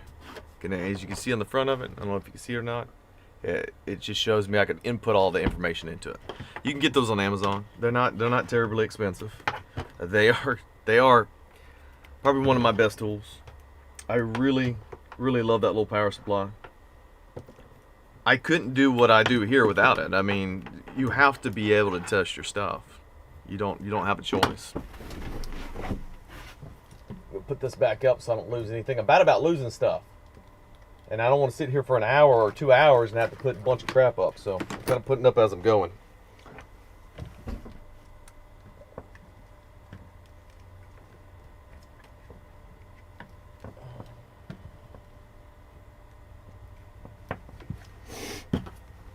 I have a meter just for out here, and I have a meter that I use whenever I'm doing like repair work in the field. I'm trying not to go into the field anymore. I really am. I'm trying not to go into the field anymore. I really don't like dealing with customers. Customers really piss me off. Customers want to treat me like I'm their employee. I'm not your damn employee, motherfucker. I'm just not. You got the wrong guy. I'm here somebody to help you with your repair project. That's what I am. So they'll piss me off sometimes. Oh hell, there's my fucking mouse. Couldn't find. At least it got me another one, thank goodness. I'll leave this one out here. Alright. Let's do this. So what I like to be organized. I really like organization. As you can see, these are all my capacitors. Well, I have 2 boxes of these. And each one of them is labeled. Let's do this. Let's see one I got a bunch of. Let's see if we can smoke one of these. These are, how many voltage? That's too high of voltage. I can't smoke one that high of voltage. I can smoke a small one. Yeah, we could try one of these. We could try one of these. I should be able to smoke this one. This one ought to be real good. As you can see, I write on the outside of them what they are as well. This is gonna be a real high-end one. We're gonna see if we can blow it up for y'all. Let's blow up one of these Chinese ones. I don't want to blow up one of my better ones.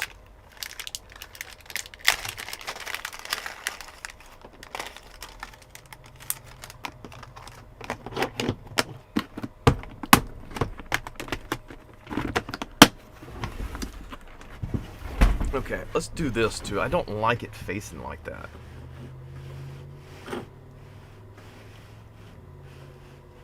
Okay, perfect.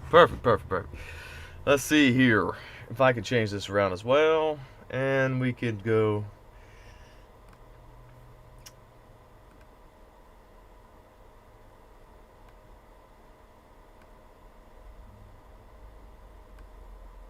Perfect. Okay. All right. So we're gonna load this up,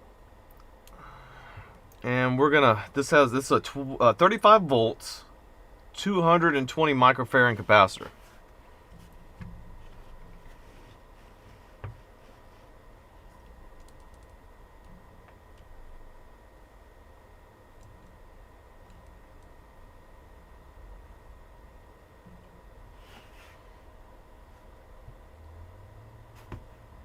Perfect. That looks like it's well in view.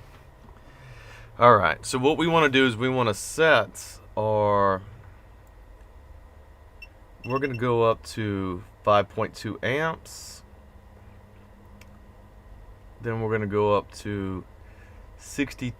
I believe I can go up to around in the 60s. 62 volts. Okay, let's go down to 60. Let's not max it out. Let's go to 60. We're going to crank this one up. Come on now, focus in.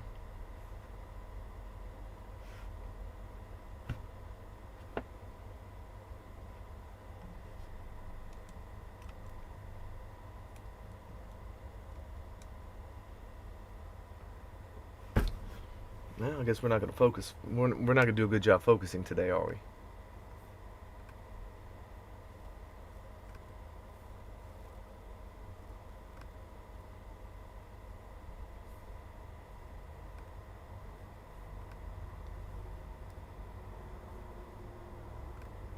Well, let's see if we could just remove it, and we can add it back, and maybe we can get a better focus.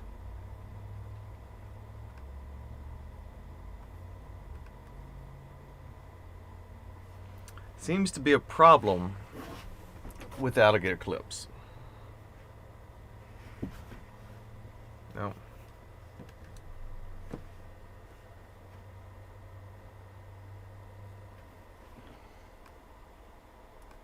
We're gonna figure it out here. 1 second. Now let me flip this around to where I have it the way I want it to go. Okay. Okay. Perfect.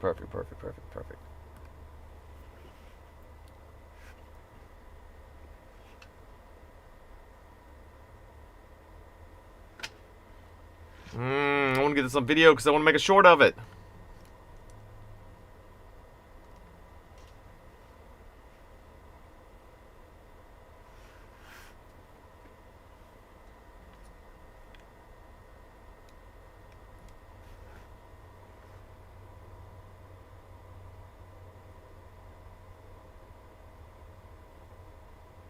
All right, there we are. That's fairly good. Now let's see if we can get the mirroring right on it.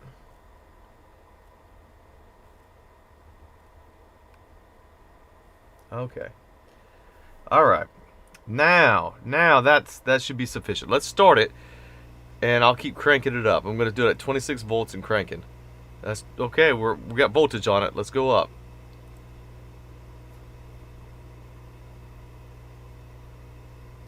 40, 42 volts. And we're going to blow this one. May not have enough to do it.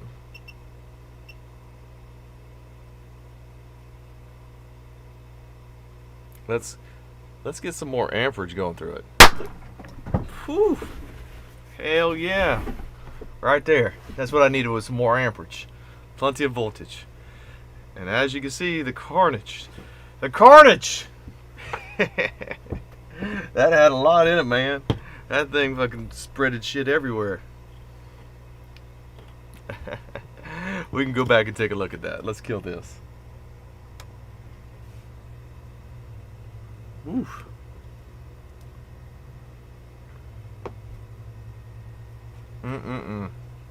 Dielectric whatever in there. What's in this guy? Look at there, two electrodes. Then this is a sheeting. Then it had like electrolyte material between this, and then they used this paper material as an insulator, just like a battery. No different. Right? That's a lot of fun. Now I got a lot more boards. I got stacks of boards. I mean, let's throw all this shit on the floor and I'll sweep that up later. Hell yeah, it went pop, right? Much more than you expect. That's why I went with that bigger, fatter one. Yeah, they're pretty intense. I got some more additional boards like this that we could be doing. That I purchased these boards so I could figure out what all this is, so I can make kits out of it. And I got more boards, and I mean literally I have stacks of boards. I could do as many boards. I could do 10 boards today if I wanted to. Oh yeah, we gotta make this kit for this customer. Let's do that. Let's make a kit up. It was more than I expected as well. I agree on that, Cassie. Big ass pop. All right. So this kit is going to be for a dishwasher.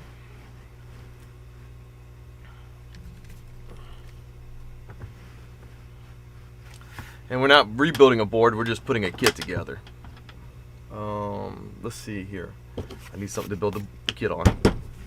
Okay. Piece of that'll work. Let's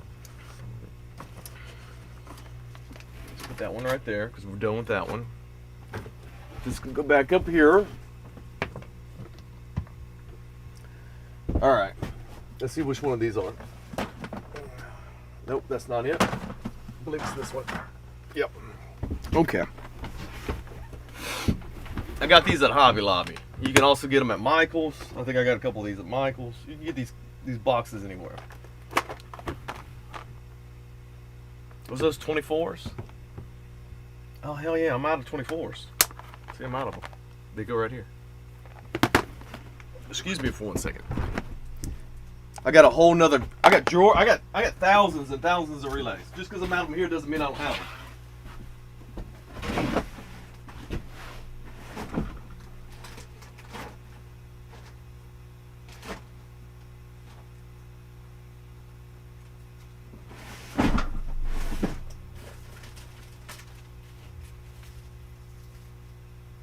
Those 12s.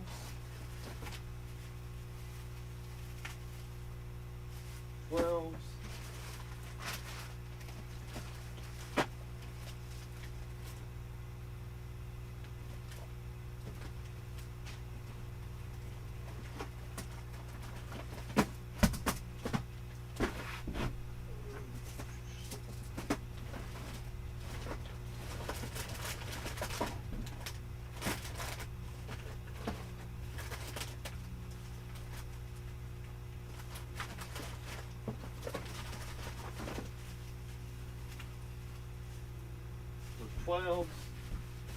Those are all 12s there. They gotta be this one.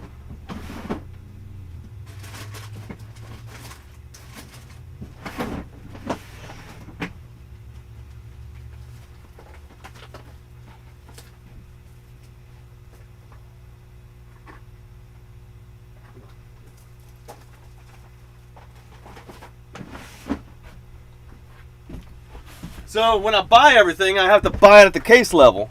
But then I put it into these little bins just so I can find it faster instead of digging through like cases and cases of relays. Give you an idea when you get them in from Taiwan or Japan, depending on which one I think, or China. I think these are from China actually. Yeah, right. It makes a huge pop. And as you can see, you know, they look like this. I've used very few of them out of here. At this one, this is the first time I actually ordered at the full case level. I was ordering like 20 at a time, 30 at a time. Then I just started ordering the full 100, just buying the whole case. And I get a much better break. I can offer cheaper prices. And so we'll refill this little container.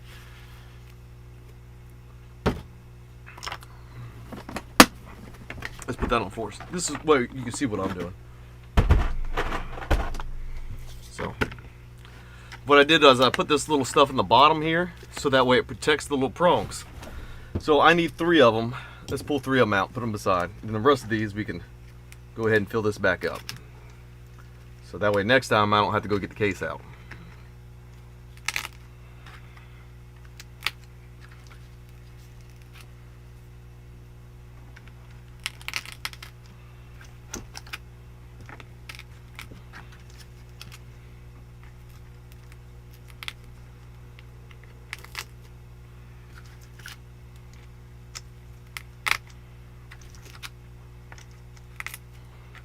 And boom.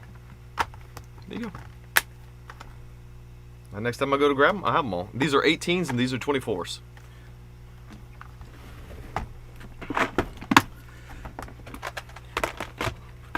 And as you can see, I mean, you can just see all the different. And I have cases of these, like just like every one of them. I have a bigger bin that has like full cases, and then I have like little partial mounts so I can just find them quicker. Because digging through the bigger cases, man, it's just a lot to try to figure out.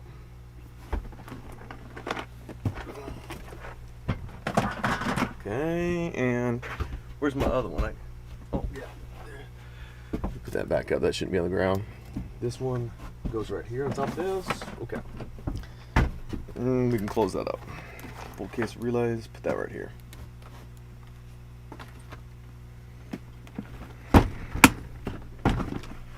Okay. So on top of that I need 470s, 470 10s, 470 10s, 470 10s, 470 10s right there.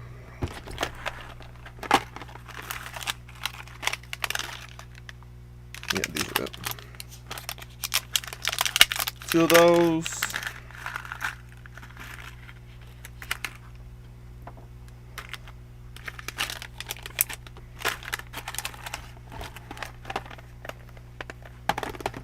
And we need 163s. 163s.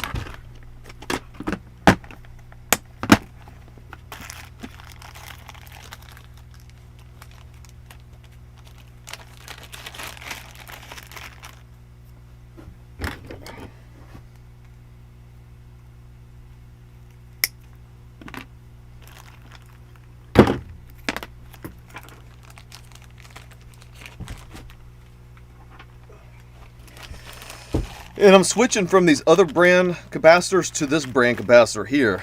And so as you can see, these are a really high-end, nice capacitor. I got a good supplier of these now.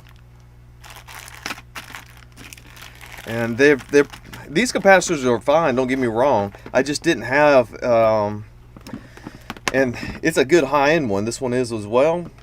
The green ones aren't, they're more of a general capacitor. They're not really an audio quality. I'm going to audio quality on all the capacitors. Even though that is not required on appliances. Appliances just need a general capacitor and they're perfectly fine. But I want to supply something stronger and better than what they originally had, right?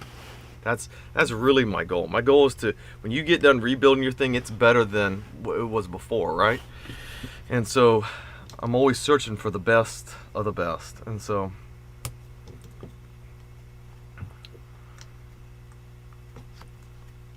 find which way is going to go on there the easiest way. So put them like this.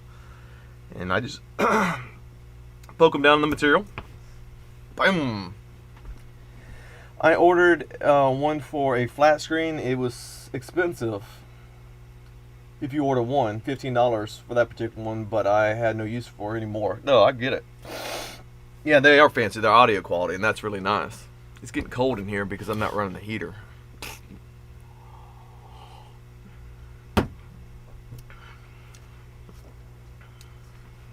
Okay. We need a little bit of this, a little bit of that.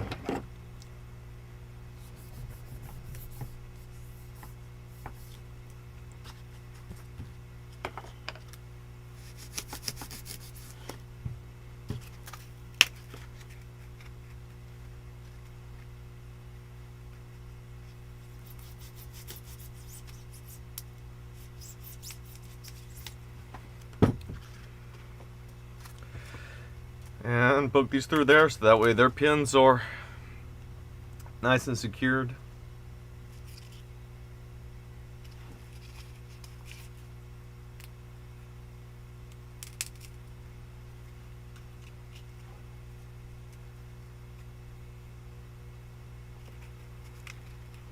Turn them the same way. Yeah, let's do them like that.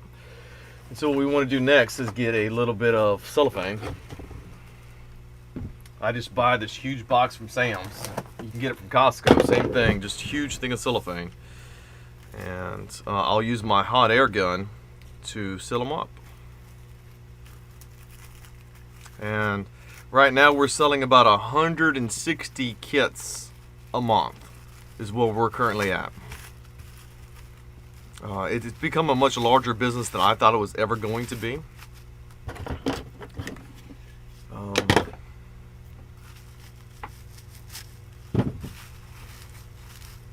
Excuse me for a second.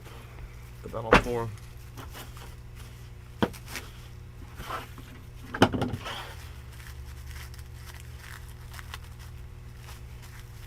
Tuck it under, tuck that one under.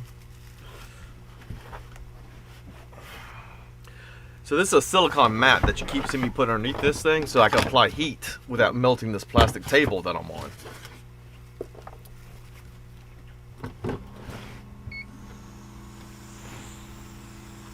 We'll heat this gun up. I have a hot air gun. This is just faster than me getting it out each time and putting it back up. I already have this on my workbench. This is what you use for desoldering. It's a hot air gun. It gets about 440 degrees. That's the magic number in this, 440 for whatever reason. So I just kind of melt it down. And it does a real good job. It gives a real kind of custom look. It heat shrinks it down. And it's a lot cheaper than actually buying the stuff they want to sell you to do this. And it actually works about the same quality. I bought some of it, and it cost me like 4 times the price. And I said, well, I could just use this because this is just as good. Boom. You can see the bottom's all done up nicely. Everything's on. It's not coming apart. You can ship it just no problem. I'll show you how we finish it off.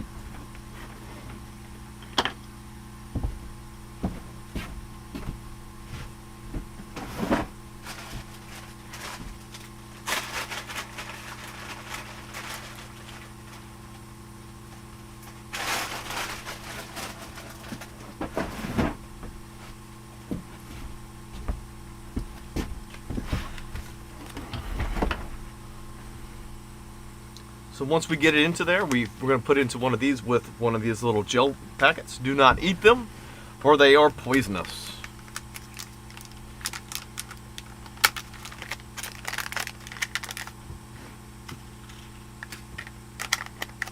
Yeah, right, 20 questions at the end of it. I just shove it in there like this. But there's the website scrolling across the bottom of the screen, circuitboardmechanics.com. Just put in your model number of your board, or yeah, put the number of the board in, and that'll cause the kit to come up, and that's how we'll ship it. We'll ship it out just like that. Wrap it up in some bubble wrap, put it in a little bubble mailer, send it out. That's it. We're pretty much done. shut this off as well. Heck yeah. You have to run to the store. I will probably make it back for the question at the end. You're more than welcome. So, I mean, any question, anytime. That's funny though. Ant sees the scrolling message. Is it small? It could be small. Here, let me take this off the screen. Boom. Oh yeah, because especially if you're on a phone. Especially if you're on a phone, it would be small.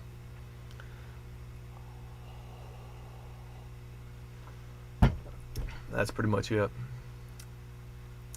I think I'm gonna do some more of these. People want to come in and watch them, they can. I have to do these no matter what, because I have to record this so I can cut it up and make other videos for my other channel. But I always have liked live streaming. Always like talking to everyone. It's always a good time. I think we're gonna go out on the same song we came in on. 2 hours. That's not too bad. It's kind of flown by. It's kind of funny as it's taken this long to do something like this.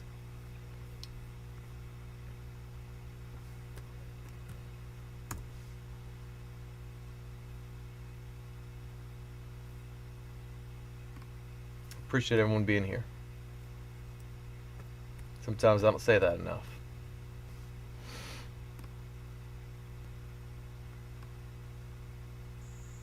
I've been selling my soul, working all day, overtime hours for bullshit pay, so I can sit out here and waste my life away, drag back home and drown my troubles away.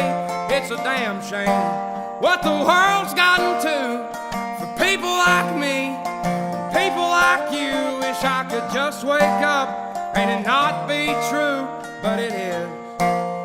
Oh, it is living in the new world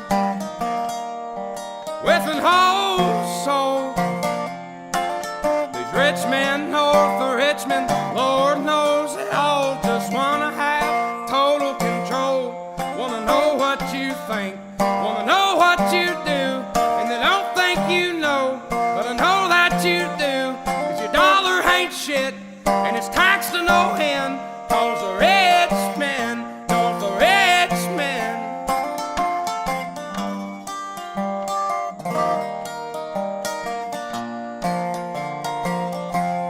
I wish politicians would look out for miners, and not just miners on an island somewhere. Lord, we got folks in the street, ain't got nothing to eat, and the obese milking welfare. Well, God, if you're 5'3" and you're 300 pounds, taxes ought not to pay for your bags of fudge rounds. Young men are putting themselves 6 feet in the ground, 'cause all this damn country does is keep on kicking them down. Lord, it's a damn shame what the world's gotten to for people like me, people like you. Wish I could just wake up and it not be true, but it is. Oh, it is living in the new world with an whole soul. These rich men north of Richmond, Lord knows they all just wanna have total control. Wanna know what you think, wanna know what you do, and they don't think you know, but I know that you do. 'Cause your dollar ain't shit, and it's taxed to no end, 'cause the rich men, north of rich men.